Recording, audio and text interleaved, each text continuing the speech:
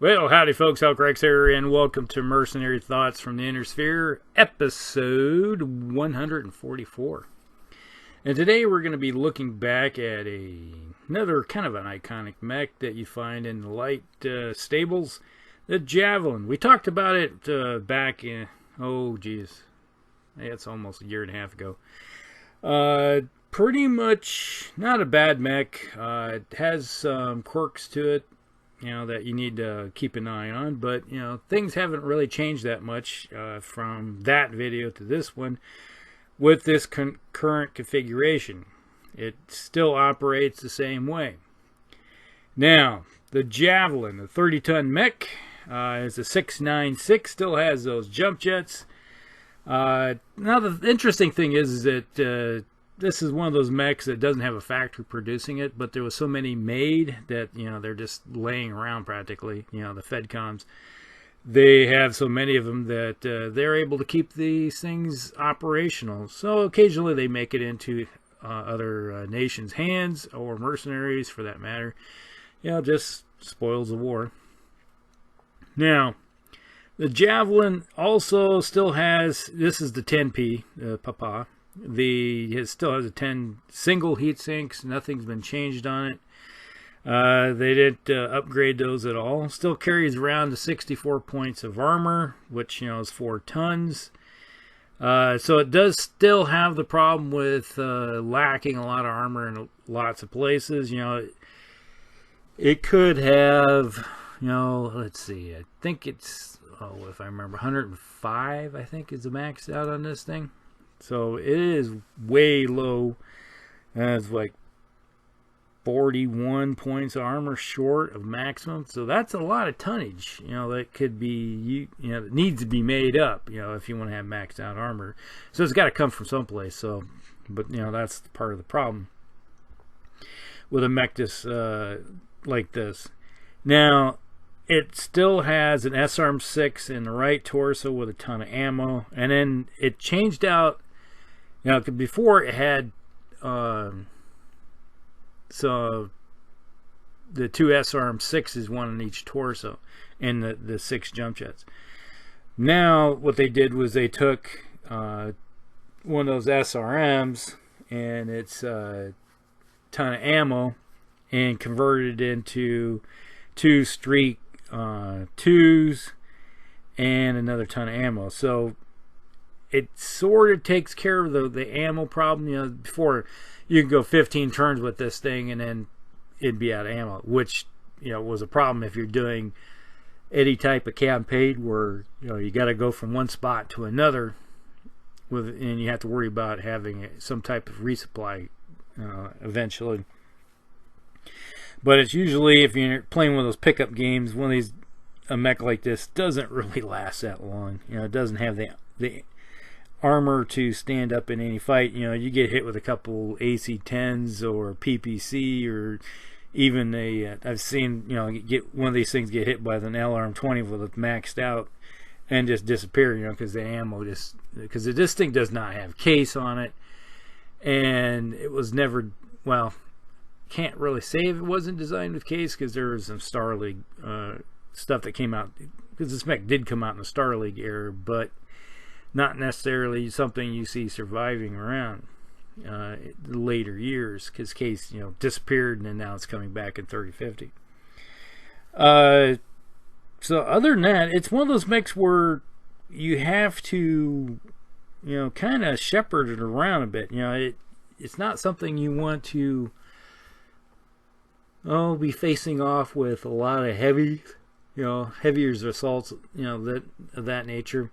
Even some of the medium mechs, you get into like the Centurions and stuff like that, and Enforcers, where they do have some pretty good heavy punch to them with those autocannons and the large lasers. A couple mechs like those could tear one of these things apart real quick and just slice and dice it. So you got to keep an eye on what you're facing off with. And being a 696, it does have the mobility to get in and get out. You have to think about that. You got to look, once again, talking about cover and concealment, looking for avenues of approach to keep yourself from being hammered, because obviously you have to get within 9 hexes or 9 inches before you can start doing anything. And that's why you have to add yourself so many modifiers to this thing to keep it from getting hit at medium and longer ranges until you can close in. And so you have to look, oh, can I hide behind this hill? Can I get into this heavy wood hex, etc. You know.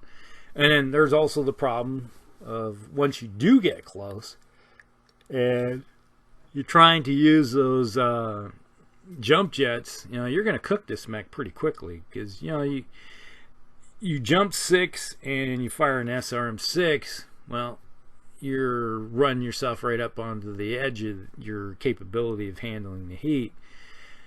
And then if you start adding in the streaks, you know, it's one of those things where you jump in next to somebody. This is basically how I use this, the P version, is that jump in on somebody, fire the SRM-6, and then see if the 2 SRM-2's streaks hit. You know, because they nice thing about streaks, you either shoot or they don't shoot. So that is your difference in creating heat with this mech. So that's the one thing you got to look at with the this version. So it kind of works out the same way. And the one thing I always wondered about this one is that why didn't they just go ahead and give it 4 SRM-2 streaks instead of and then share 1 ton of ammo someplace? And you know, that would have been an interesting little configuration. It's like, then you don't have to worry too much about the heat problem per se, because then it actually manages the ammo pretty good, because you know, you either fire or you don't fire, and so you're not just willy-nilly throwing missiles downrange hoping something hits. And if you do hit, fine, you use some ammo and you create some heat. If you don't fire, well, then you don't use ammo, and it lasts a lot longer. And typically I find that, you know, with an SRM-6, you're only hitting out of the 6, typically it's only, you know, you're going to hit with 4. So, you know, it sort of kind of balances out in some ways. You know, if you hit with the 2 SRMs, 2 streaks, that's 4. Okay, so yeah, it kind of a balance there. You know, your damage potential is greatly decreased, but you know, if you want to think about going farther into extended campaigns and anti-convoy raiding, that might be something to think about when it comes to weapons configuration with this thing. Now, let's bring it up here. There is a few different variants over the years. Let's see. Okay, the original 10A, which version had an LRM-15 instead of the 2 streak, or not streak, but SRM-6 racks. So that one carried 1 ton of ammo and an LRM-15. So that was kind of, just think of that one as sort of like the Valkyrie in a way, because it's something that it's very similar. So you run down range, hit somebody with that LRM-15, ammo bay dry, and then you just leave the AO, just get out of there and then go reload. So it doesn't spend too much time on the battlefield, but it does have some good damage output for a short period of time. Now, my favorite one, which I talked about in the previous video on the Javelin, is the 10F, which is the fire Javelin, introduced in 2819. Is basically removes the SRM-6 launchers for 4 medium lasers, no ammo, but it also has 12 heat sinks. So it's basically one of those things where the only time it heats up is its movement modifier. You know, if it's walking or running and it fires all 4, then that determines how much heat it goes up by. So you can do it for 2 turns. If you walk, which why would you walk with a light mech like this, because it, 64 points armor, it doesn't take too long for a medium mech or a heavy mech to tear this thing apart. So obviously you're running, so you can only do it for a short period of time before you have to start shutting off weapons. Now if you fire the jump jets, heck, it's like you jump 6, there's 2 of your medium lasers off, so you can only fire basically 2 medium lasers to compensate for the heat that you create. So there's something to think about. Now we have the 10P, which obviously we talked about. Then there's 11, which is another, comes out in 3053. This one is kind of like, I always like this one in a way. It's kind of like the I like to call it the small sway back. It has 7 medium lasers, double heat sinks, and upgrades it to ferrofibrous armor. So you get an additional bit. So I think it's running around 79, like that, points of armor, something like that. And then we got the 11B, which is in 54, replaces the missile launchers with twin SRM4s, which I talked about in, I think, the previous video, where why not just downgrade from SRM6s to SRM4s and give yourself medium laser and more armor, But this one mounts a Beagle probe and a Guardian ECM, and additional ferrofibrous, gives it a little bit more protection and adds case to it, but it has to drop off a jump jet. So there you go. So there is part of the problem, and it does have double heat sinks. So that one isn't so bad, but it's at the cost of your 2 SRM6s, and so you got to pull something from someplace, and some jump jets. Let's see. Then we have the 11D. Let's see. Well, this one came out in 62, so we're getting farther down the road down here. The 11D is basically a fire javelin once again, but carries 3 ER medium lasers. So now we're sitting there with, okay, was it around 58 or something? You were able to use the ER medium lasers as the intersphere, and then you have 3 ER medium lasers instead of standard medium lasers. Then you have 2 pulse lasers, mates it up with a target computer, C3 slave, yes, and then you have a extra light engine, and has Indo steel. So I think it was, what year was it? 50 something, I think. What was it? It was later around, right after the 55. They opened up a factory and started producing these things. So that's why we have all these wonderful new changes like Indo steel and stuff like that being thrown onto it. Because Indo steel is something you need a factory production run to do. You can't change that kind of stuff in the field. So you need a factory to produce Indo steel, make a chassis for you. And obviously we're getting farther down the road, down the rabbit hole, down in 3070, which then we're getting into the Jihad. Okay, World of Blake, the Word of Blake, Wobbs. This one gets rid of your equipment and carries a snub nose PPC and some machine guns. Okay, basically it's goes after infantry, basic infantry, and then it does have a snub nose PPC to do a little bit of damage to mechs and stuff like that. And farther down the rabbit hole, then we have the 11P, which uses ferrofibrous armor to prevent, and oh, here we go. This is the one that I was talking about. This one has instead of the an SRM6 and 2 SRM2 streaks, this one carries 4 of them and a ton of ammo. So that's one variant I was talking about.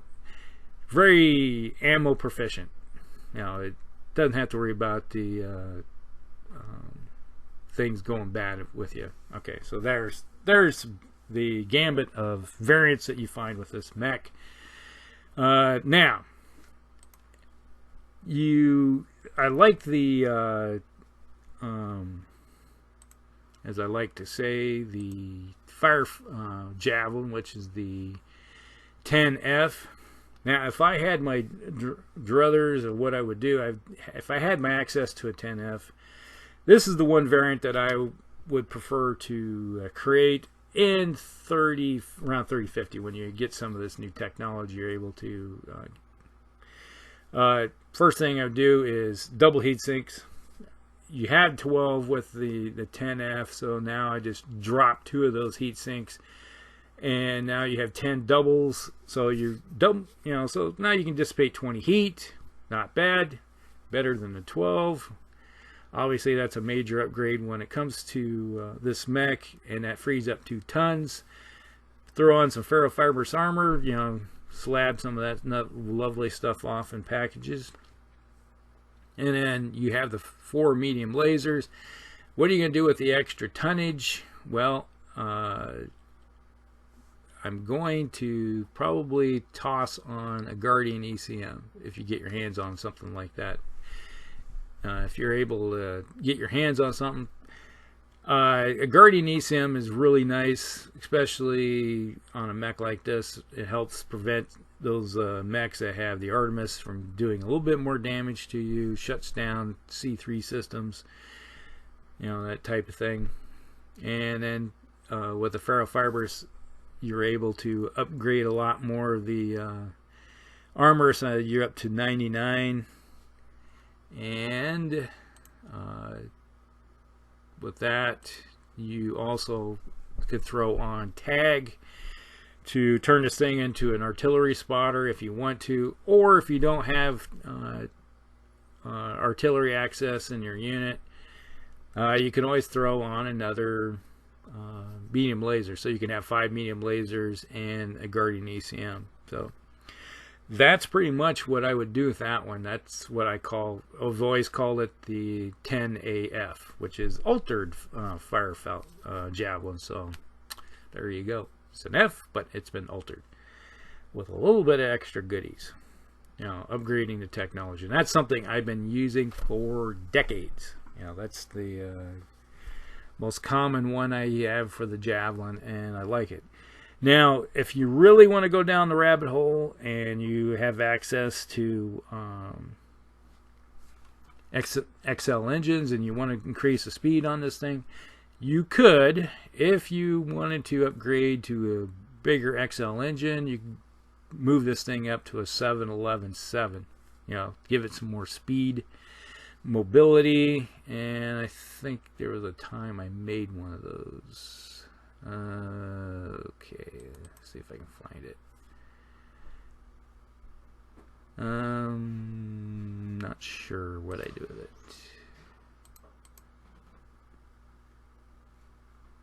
But anyway, there is one where, here we go.